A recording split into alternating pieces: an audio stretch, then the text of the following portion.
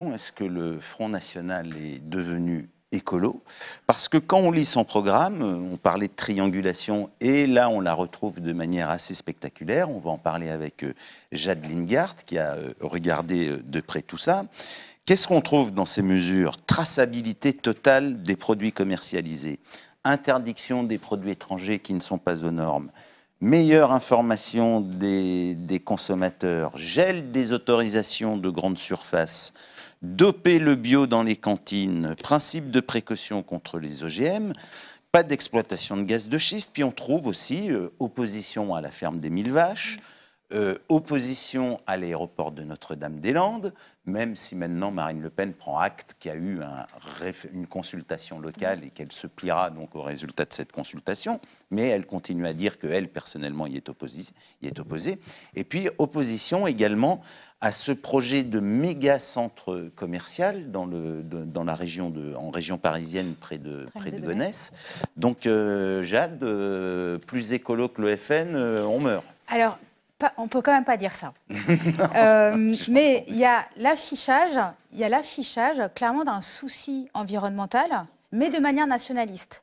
Voilà. Et comme on l'entend dans cette liste de propositions, c'est-à-dire qu'il y a vraiment l'idée de tracer un cordon sanitaire, qui est aussi un cordon sécuritaire autour de la France. Et donc il y a l'idée que, au fond, la pollution, c'est toujours les autres. Et donc, l'enjeu principal de cette France durable, de cette écologie patriote, comme le formule Marine Le Pen, ce serait finalement de barricader la France contre et la protéger de toutes ces pollutions extérieures. Alors, ça, c'est je dirais, l'argument principal, et c'est en ce sens que je pense qu'on peut vraiment qualifier ça de nationaliste. C'est vraiment l'idée d'un espace national qui, lui, serait pur et protégé, et l'extérieur qui serait forcément dangereux, prédateur, rapace, vorace, etc. Néanmoins, cet imaginaire-là de la menace, hein, donc on voit bien que c'est aussi, ça va aussi avec l'idée d'une insécurité. Finalement, c'est une insécurité supplémentaire qui se rajouterait aujourd'hui au sort de la France. Mais ça s'appuie, et ça, il faut, je pense, c'est assez clair, ça s'appuie dans la reprise et donc la capture d'arguments historiques des mouvements écologistes, parce qu'il y a aussi la critique du bétonnage, par exemple la défense du territoire, la défense des associations, la petite échelle, la relocalisation, qui sont des thèmes quand même qui sont très importants aujourd'hui pour les mouvements écologistes. Alors là, il faut distinguer le programme du Front National, qui est quand même assez flou, il faut bien le dire, sur ces sujets, pour le programme de Marine Le Pen, pour la présidentielle, d'autres interventions de Marine Le Pen. Et là, c'est encore plus frappant. Elle a parlé d'anthropocène, elle parle d'effondrement, hein, qui est une notion qui est très importante là aussi dans la pensée décroissante.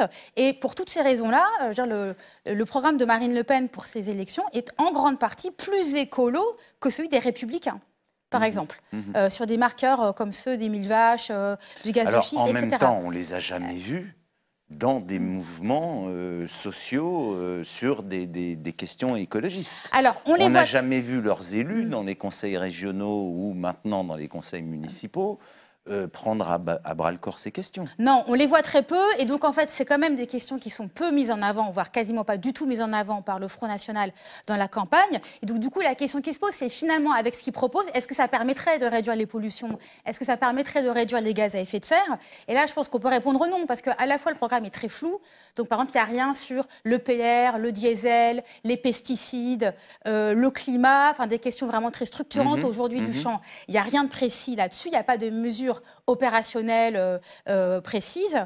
Et c'est aussi profondément inopérant et condamné à l'inefficacité dans la mesure où, bien évidemment, les pollutions, elles existent sur le territoire français, émises par des acteurs français. Enfin, les semenciers, les grands cultivateurs franciliens, les éleveurs porcins n'ont attendu aucune intervention étrangère pour polluer les nappes phréatiques, l'atmosphère. Donc ça se couperait en fait de toute action sur c'est absurde, sur ces acteurs-là. Ça passe sous silence également les pollutions liées aux exploitations, par exemple, de gaz de schiste par Total à l'étranger, ou les émissions néfastes des centrales à charbon d'EDF en Chine. Enfin, donc ça ignore tout un pan du problème, enfin un très gros pan du problème. Et par ailleurs, ça tape beaucoup sur l'Europe. L'Europe est vue comme une machine normative trop contraignante. Or, en réalité, si on fait le bilan sur la France depuis 15 ans, l'Europe est une des principales sources de protection du droit de l'environnement, que ce soit sur les zones humides, on a bien vu sur Notre-Dame-des-Landes, la protection de l'air, on l'a vu sur le diesel. Enfin, donc, voilà, c'est incohérent, absurde à plein d'égards. Et peut-être que pour terminer, on pourrait dire que finalement, il y a une triangulation très forte, très spectaculaire, je pense qu'il peut être déroutante et qui peut semer des graines potentiellement d'une forme très réactionnaire d'écologie qui pourrait prospérer peut-être par ailleurs. Enfin, en tout cas, ça peut faire le pari de ça. C'est peut-être pour le coup d'après, finalement, que ces petites graines sont semées. Mais en tout cas, dans ces opérations de triangulation, le rappel à l'ordre affleure très fortement. Et sans doute que sur l'exemple de Notre-Dame-des-Landes, c'est le plus évident, parce que certes, Marine Le Pen a dit, et des militants Front National localement en Loire-Atlantique ont dit qu'ils étaient contre l'aéroport de Notre-Dame-des-Landes. En même temps, ils sont viscéralement contre la présence de la ZAD, de ces militants, et donc tellement qu'aujourd'hui, sa position, in fine, c'est quand même qu'il faut évacuer.